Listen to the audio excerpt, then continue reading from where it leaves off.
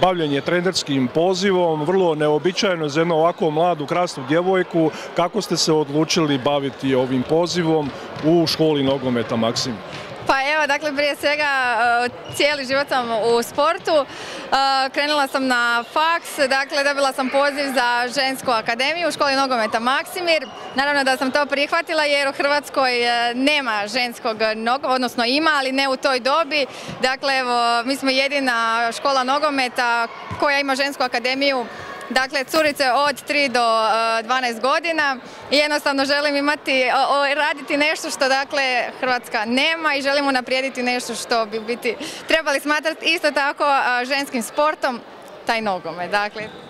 Škola nogometa Maksimir je onako, koliko vidimo i na vašim web stranicama, pa evo i ovdje kad dođete u Beč, respektabilna je to škola. Danas u kategoriji U8 postignuto 3. mjesto, sigurno uspjeh. Pa naravno da je, dakle trudimo se biti na nekoj razini gdje rezultat nije prioritet, ali naravno djeca kroz razvoj, kroz druženje, kroz igru jednostavno i razvijaju svoje druge sposobnosti, tako i taj rezultat se nekako i vidi. Dakle.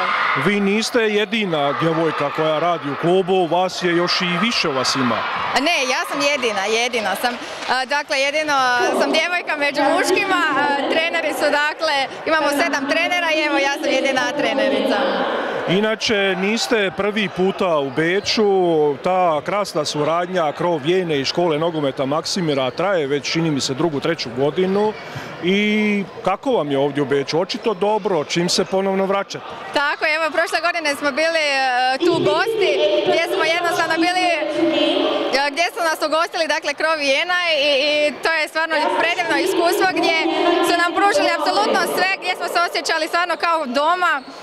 Imali smo prijateljske utakmice gdje, dakle, djeca su uživala i naši i njihovi, jednostavno se ta suradnja nastavlja iz godine u godinu, evo.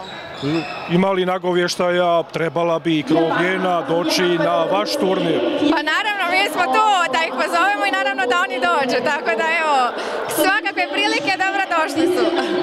Bilo je krasno vidjeti utakmicu prvo polufinalnu između Vrapča i škole nogometa Maksimir.